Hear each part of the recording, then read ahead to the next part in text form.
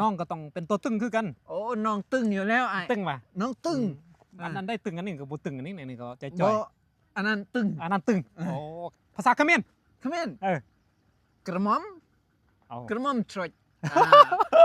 มันแม่นบ่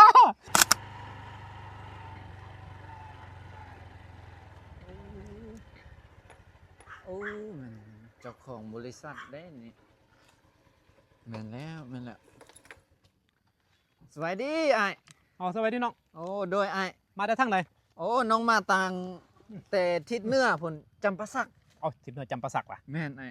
ทิศเหนือ อ่ะ จำปาสักโอ้ แม่น แปลกๆเนาะทิศเหนือบ่แม่นพงศลีวะก็ฮอดจำปาสักป่ะเนี่ย น้องอยู่จำปาสัก แต่ว่าเป็นทิศเหนือ แม่นไอ้ เอาทิศเหนือกับทิศเหนือ โดย น้องจะมาหาอ้ายนี่มีหยัง คือน้องเห็นไอ้โฆษณาดิน น้องเห็นไอ้โฆษณาตลอด น้องก็เลยอยากมาสมัครเป็นสมาชิกไอ้นะ อยากมาสมัครเป็นพนักงานสังกัดอยู่บริษัทไอ้นะ อ๋อความจริงมันก็บ่ได้ยากเนาะ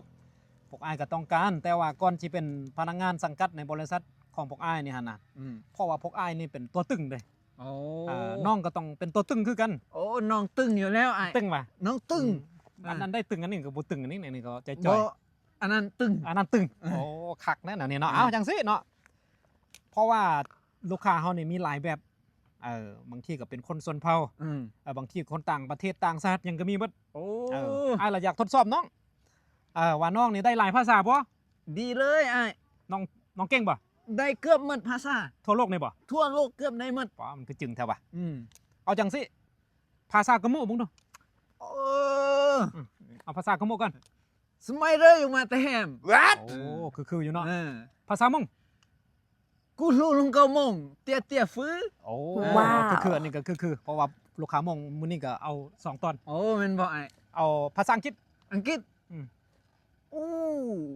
I like brick โอ้อะไรบิ๊ก brick เอาคืออยู่อ่า อะไรบิ๊กเนาะ โอเค แม่น เอาภาษาจีน ภาษาจีน อ่ะ นี่ฮาว เอานี่ พี่ ฮะ จิ้ว โอ้ อ่า คืออยู่เอาต่อไปมันภาษาญี่ปุ่น ภาษาญี่ปุ่น อาริกาโตซาเกะ โอ้ย อ่ะ ไอ้มันแมนอยู่บ่เนาะคือว่า อ่ามี มีเก๋ๆไว้ยเอาภาษาเกาหลีได้ป่ะนี่ เกาหลี อ่ะ สรังฮิโย โอ้ อูรึกเบิก โอ้ อ่า คืออยู่ภาษาเขมร เขมร เออก ระหม่อม เอา กระหม่อมทรอย มันแมนบ่มันคือไม่ใช่มันคือไม่ใช่แต่ว่า แมนไอ้ อ๋อเนาะ น้องจบ ว่า แมน โอเคสนักพัน ฮับบ่ นะครับมาถึงจะเป็นบริษัทไอเลยขายได้ใครมันมันคือไอได้มื้อนี้ไอขายได้6 ตอนในมื้อนี้ โอ้น้องสิเอามือละ10 ตอนไอ้ เอาฟ้ามันแมนบ่เนาะหมอ เออ มันคือขี้โม้ตายแท้ เออ สิแมนอยู่บ่นี่นะโอเคมามื้ออื่นเราเวียก โอเคไอ้ เอาเด้อ ขอบใจไอ้ขอบใจ เข้าใจคือกัน ไอ้ ตั้งใจเด้มาตั้งเฮ็ดเวียก โอเคไอ้ บ่ตั้งใจนี่ไอบ่ให้ขายนำเด้ ได้ เอา ได้ ไป ไอ้ ตัวตึงมาเด้ ไอ้ โอเคเอามื้อนี้นี่พอสำนี้ก่อนมื้ออื่นเรามาแต่เช้า ให้น้อง ไอ้สิ คาย ซ่อนไอ้ ให้ สิซ่ น้ อ อน ง เวียก คายดินเลยบ่น้องอยากคายเลย โอเคมามาขายมายืนนี่คันสิขายดินน้องลองเบิ่งอันนี้เนี่ยเป็นขั้นตอนสุดท้ายอันนี้นะหมายความว่าคันผ่านตัวนี้ล่ะครับ โอ้ ลองโฆษ แม่น ณา บ่ ก่อนดูอ่า นอยงซีเฟอร์ อ่า เนาะสบายดีสำหรับท่านใดที่ว่าอยากได้ดิน เขตดอนนูนเขตมหาลัยแห่งชาติตลาดเขตเด้อมาเบิ่งดินของเฮาหากกระบุกเบิกไม้เนาะเป็นดินเนินสูงงามแบบนี้น้ำบ่ท่วมเลยสำหรับท่านใดที่ว่าย่านว่าน้ำสิท่วมให้ห่วงเลยเด้อท่านใดที่ว่าอยากได้ดินงามแบบนี้รีบเข้ามาจับมาจองช่วงนี้เป็นช่วงบุกเบิกช่วงโปรโมชั่นติดต่อเบอร์อยู่ใต้คอมเมนต์เลย